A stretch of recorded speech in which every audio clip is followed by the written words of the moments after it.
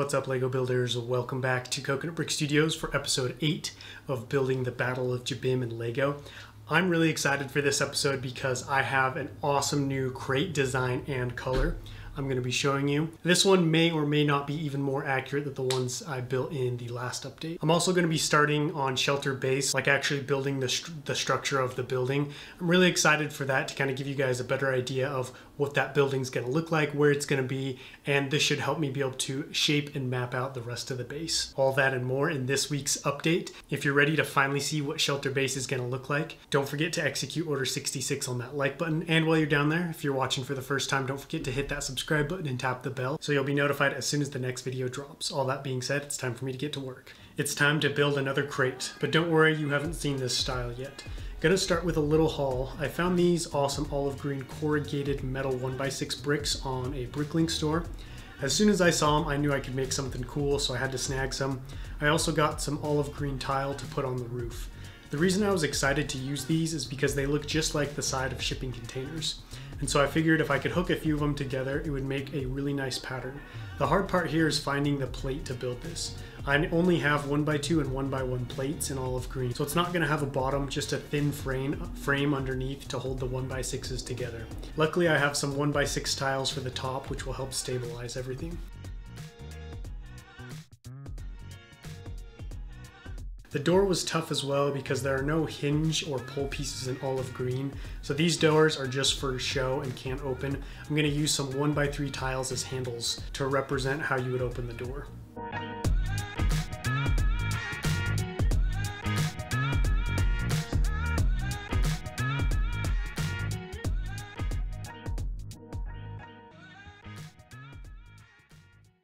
Progress check. So I've continued to work on this front rock wall.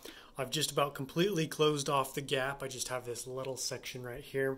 Continuing on that same pattern of slopes facing front to back, and I'm still liking it. Not a whole lot to report. I have been trying to work more of these bricks on their side in right here. You can see I've got two right here and a third one up over here.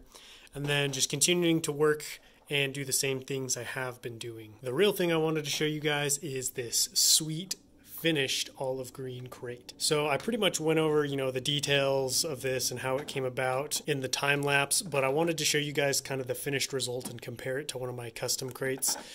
I mean, I guess this one technically is still custom, but not as many bricks went into this one. Honestly, this might be my favorite crate, even more than these, even though these have much more features and are a little bit more detailed. I really like the corrugated metal vibe that it gives off. Because this pattern was built into the bricks, it's a lot more apparent and covers more of the container than mine does. I was basically just able to give like the impression of corrugated metal with these tiles on the sides because the back didn't really have enough space to put anything, and then on the front there's the doors, and then on these sides you have these corners that jut out. So there wasn't as much space to do this design. I still do like these, but I think as far as like just your typical storage crate goes, this one looks a little bit more accurate. There are some downsides to this crate though. Like I said, it doesn't have a bottom, just a bunch of 1x2 plates, and then the doors don't open either. I feel like they look nice enough, you can get a pretty good idea of how these open up, but they don't actually open. So this one is definitely for show, and these ones have a little bit more of a practical use to them. I did get a bunch of tiling done on last week's stream. I think I might take some of it up though.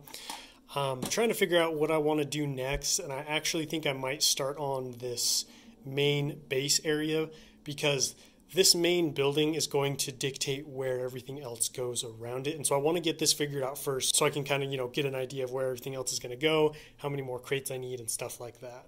I do have it marked out. I do have the foundation for it marked out right here with these black plates. However, I think I am going to make it slightly bigger, expanding it one stud in each direction. All that being said, that's everything I have to show you guys for this update. Time for me to get back to work. I'm going to start by tearing up some of the existing plate and tile to make room for the building to expand. This won't be the exact same size as the main building in the comics, but I would like to make it as big as possible as it's the only actual building in the base. Next, I'm going to start on the walls, focusing on the front where the door will be. I'm going to use a combination of masonry brick and 1x2 for the walls.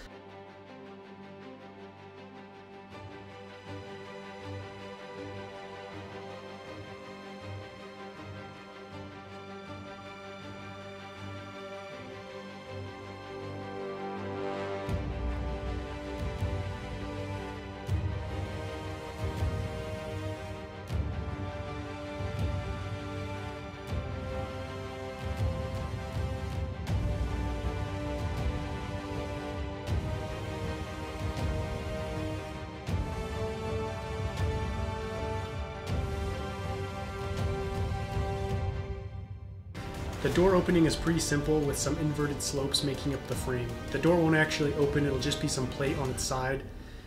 But that should get the job done, and I don't really need these doors to open for any reason.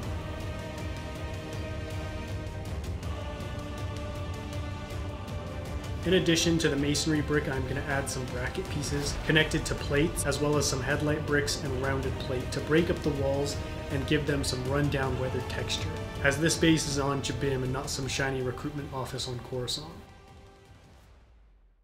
So here's the final update for the week. I am really happy to finally have the main building of Shelter Base not only planned, but started. Now it'll be much easier to branch out from this area and finish the rest of the upper terrain. This is about how high the first level of the base is going to be, and then there's going to be a small roof right here at an angle, and then a smaller section on top with some other things up there. So I'm thinking maybe all in all, maybe about right here for the final height. The structure itself is looking all right. I really like masonry brick. I like the way it looks. It's these little bricks right here, and I like the detail it adds to mocks, but I don't really like building with them because I feel like every time I do, they end up looking not very realistic, and just I can't figure out the right pattern to put these bricks in to make it look realistic, to make it look real. I don't really know what I'm trying to say, but when I build them, it looks very fake. And I can't figure out why. So if anybody has experience working with masonry brick and kind of has had similar experiences, let me know your thoughts down below in the comments. I do really like the little detail areas that I was showing you guys earlier with the 1x bricks, 1x2 bricks, and the rounded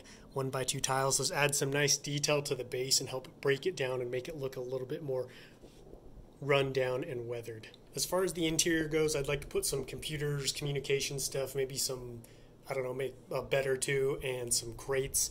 I'm excited. I don't get to work with interiors very often, and this one's pretty small, so I don't have to dedicate too much time or energy to it, and I should still be able to put something pretty cool together. This is really starting to look like a mock now. You can see the base coming together in the background there. The gap's getting really small right here.